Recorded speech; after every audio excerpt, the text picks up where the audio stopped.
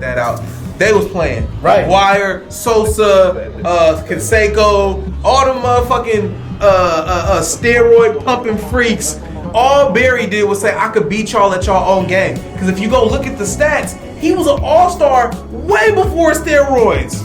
He was hitting 40 home runs a year before steroids. So it wasn't what like he did was unbelievable regardless. Bro, he had 72?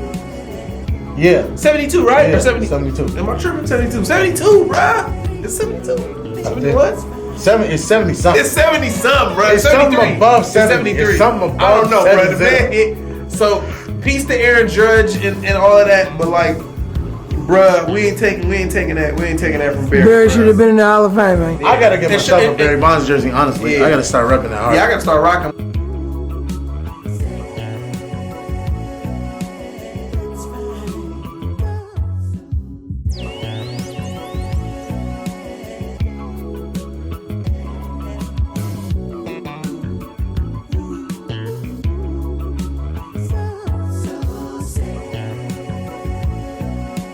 So my brother, you spent your college years on the opposite coast. Yep.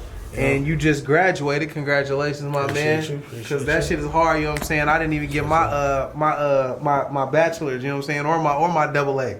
You know what I'm saying? Right. Is it double A? What is it? See, that shows you how much I don't know. I don't even know. But basically, I don't even know. I don't even know. How was it to first of all, how was it graduating? And secondly, what are some things that you learned in college that you feel that you're using today?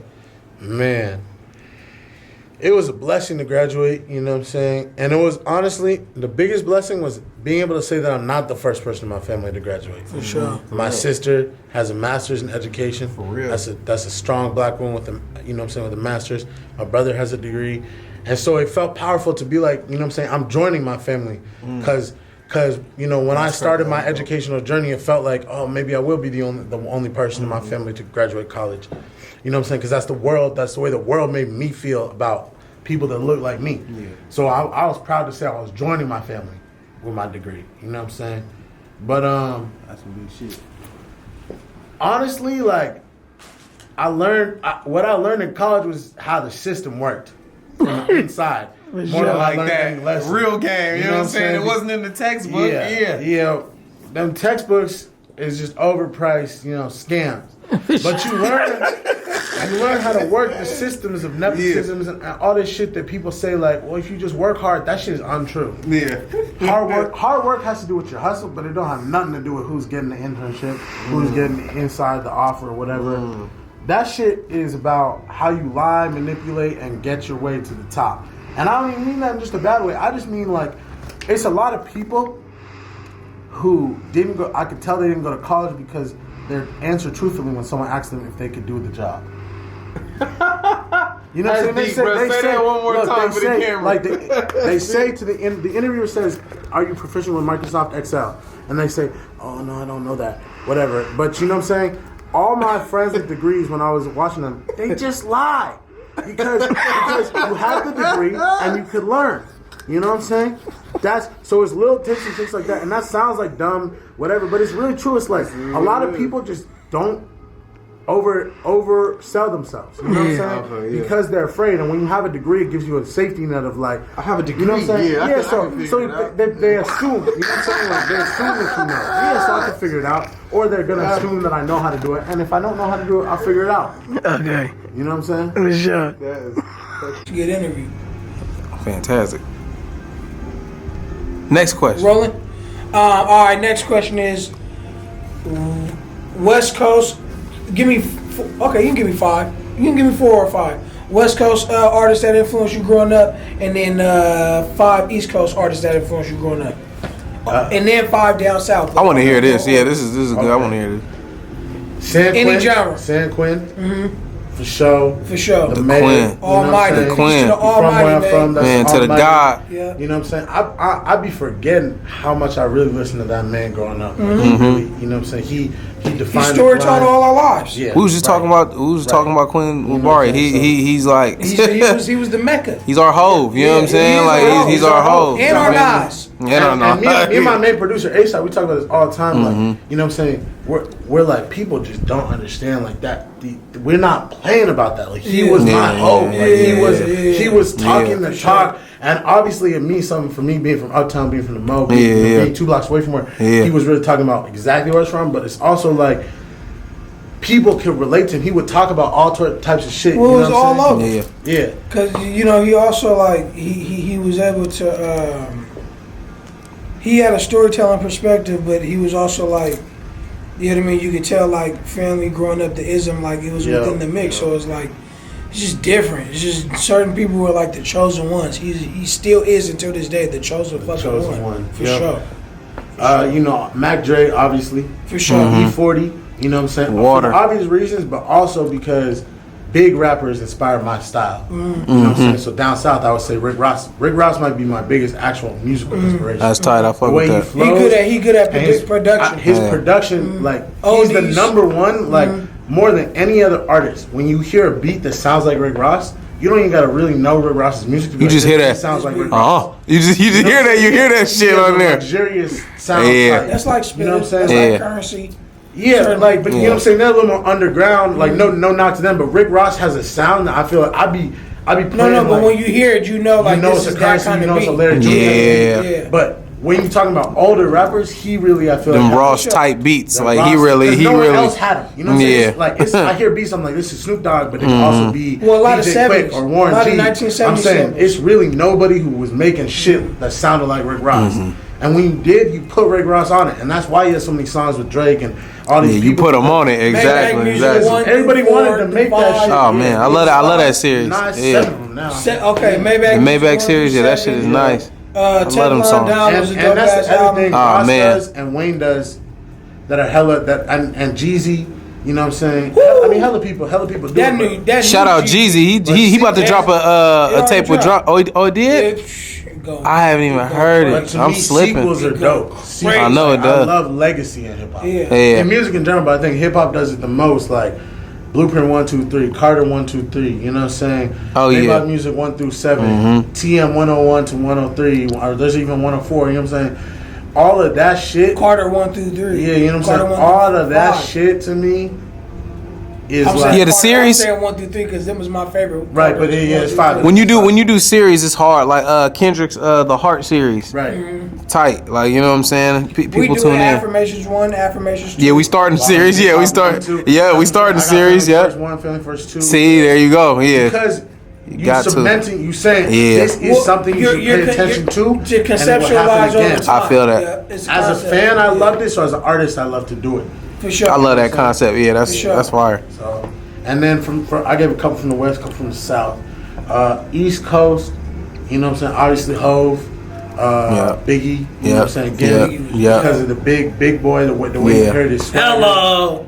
I like that, bro. I like how hip hop how people like dive into that because it's almost like a character. It's you, but it's a character. You know what I'm saying? Even you, like, I've been rapping with this man my whole life, and he always played the big boy, fat boy role. Yeah. But it's just like that shit is so alluring to people because of like the confidence in the presence that come with that shit. You know what I'm saying? And it's like to see how y'all specifically, you know what I'm saying? Like have taken from that. Yeah, bro. Like that's tight, bro. I love it. That's sick. Fat Joe's a ditty of his own. He been doing that. That's sick. He been. Fat Joe put J-Lo on his back. Yeah. But even think about this though. When streaming, when everybody tight. wasn't selling no records, and streaming was kicking.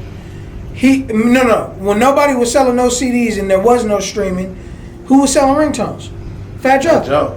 Waka, all of them who I knew how to take advantage of singles. That nigga's a pioneer. Was selling them type of records. So he was already ahead of the game in terms of, I give you an album, but I gotta make more profit off of just this one song than this whole entire album. Right. He been doing, and then Cool and Dre samples. Joey Crack and Cool and J. Man, Cool and Dre. And he always stayed in the game, bro. Every time you turn around, Joe got another one. He got another one. Big Pun. He got behind Big Pun. So I get you saying. Nah, Joey Crack knew how to make a record and knew how to back a record, and back an artist. You know what I'm saying? And like I think a lot of people, talk about, that's dick riding, whoop-de-whoop, but it's like when you can find a good artist, that's damn near more impressive than being able to make yourself a good artist. Oh, for sure. To look and find tastemakers and attach yourself to those tastemakers, you know what I'm saying, in a non-gang goofy way. That's a talent. Yeah, for real. I can see that. So yeah, that is talent. All right, fellas. Hello, TV back in action. Hello. We with Afterthought. We got Yin, you know what I'm saying, Grateful Department, because we're very grateful. Oh yeah, shout out to Grateful Apparel. Shout out to Grateful Apparel. Shout out to Grateful. What's this? What's this, my guy? This is me right here. This I like that. You know what I'm saying? Custom. Okay. I got Family First on the back. You know You gonna have to like turn all the way around. Yeah, maybe you'll see that later. You gotta come to a show if you want to see that. And then of course, Gang, gladly achieving necessary goals. Shout out my brother Gang. So let's get to these smooth yangers. Now you know this is our segment where we give you the this or that. You know what I'm saying? Mm-hmm. And if you cannot deliver a smooth answer in a decent amount of time, we will definitely be asking you to perform some push-ups, I'm my smooth brother. like the Jealous Guy single. Come on. Okay, hello, smooth like that. Hello. Right. Yeah, what's the first one, man? Sea moss or coffee? Sea moss. Damn, he did that quick. Who's sea moss or what sea moss? Come on, you already. Come on, man. Say the. You know, actually, you know what? Y'all, you gotta give me a jar though. I got you. Okay, because I need that. I need that Oceanside. Oceanside. I need that. El Rio or the Chapel? Ooh, the Chapel. Fire. The old projects or the new high rises? You seen them both? Even Come on. Old. Okay. Well, what we talking about? The new ones is nice, but the old ones they got hard. So okay, yeah, I'm gonna go old. Okay.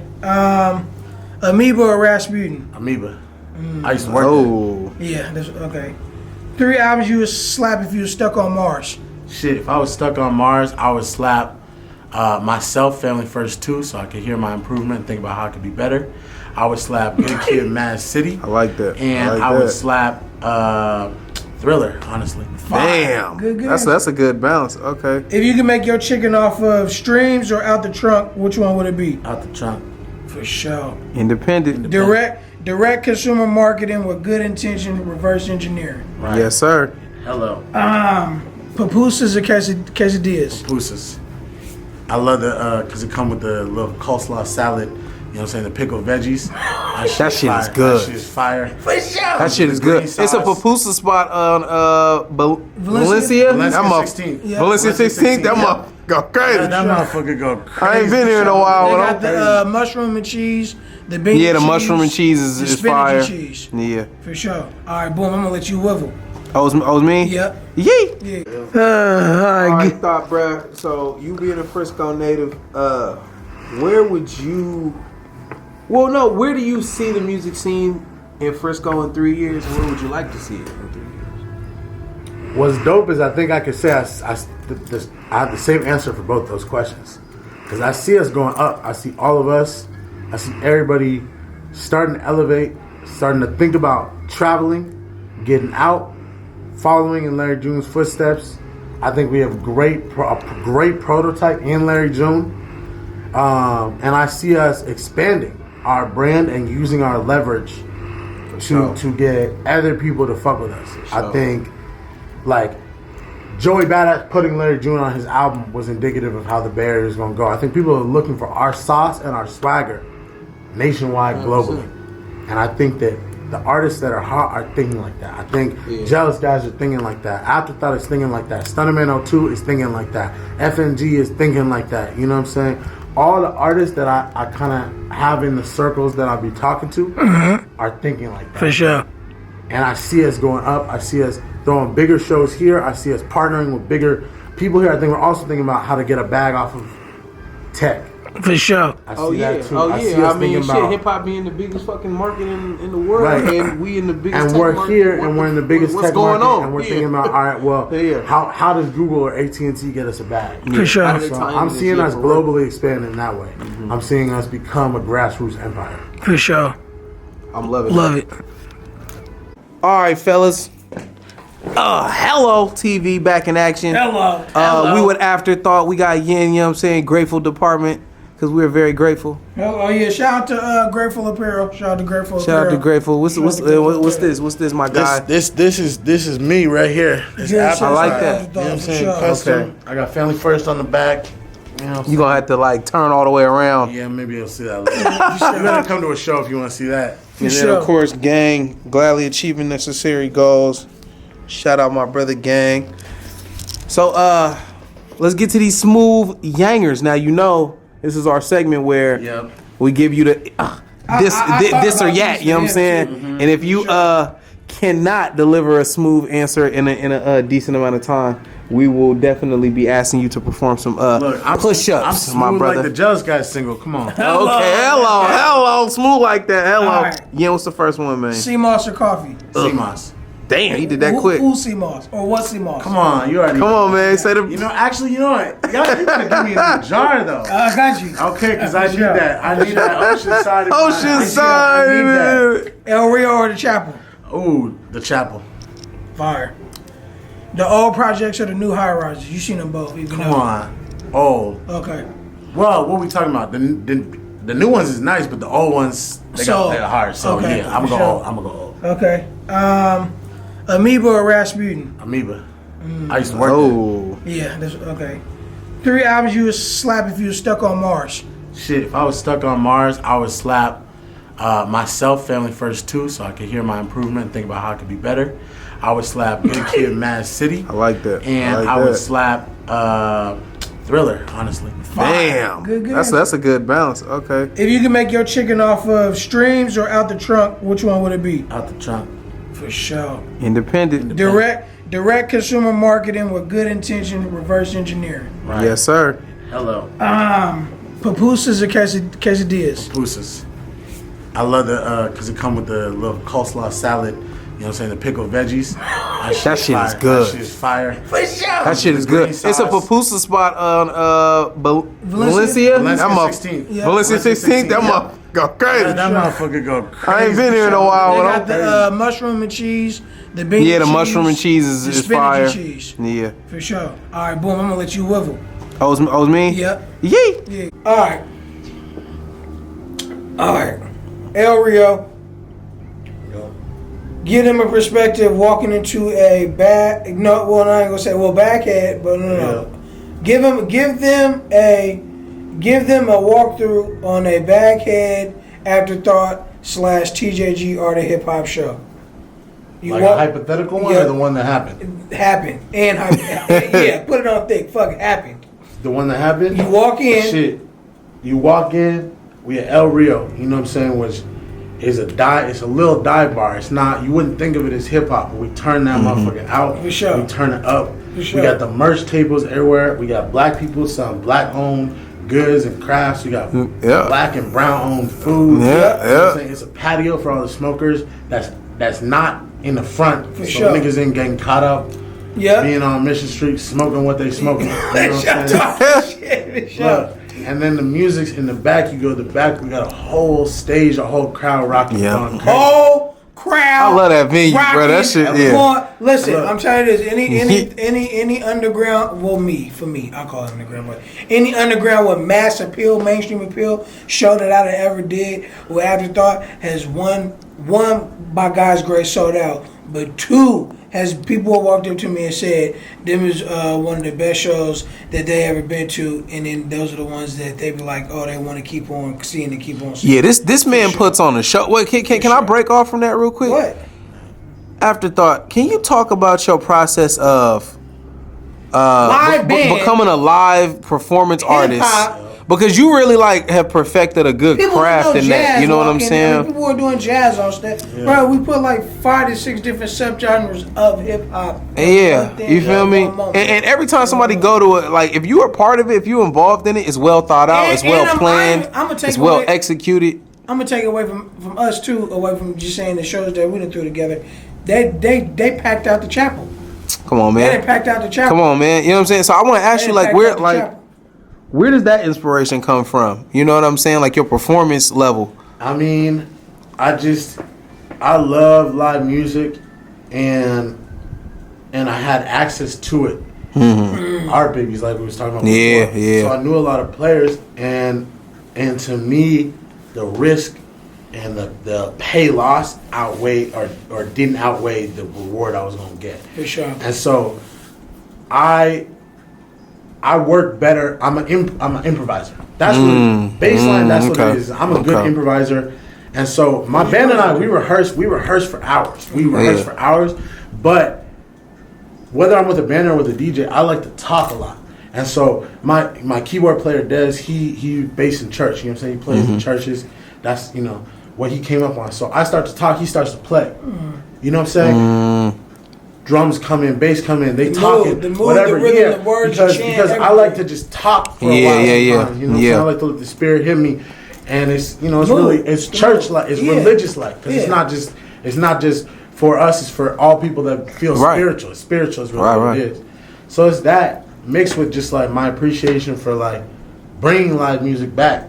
You know what I'm saying? Because to the fullest, because in general, COVID done fucked everybody. So for sure. You a DJ, a that's rapper, why I think the singer, shows we did together sold out pretty quick too, because people were so juiced. Was so ready to get out, dope lineup. People want that feel. But people like to hear live music, and then people continue to book me because they want live music. Yeah. No matter what. And yeah, I mean, I just like it to be, a party.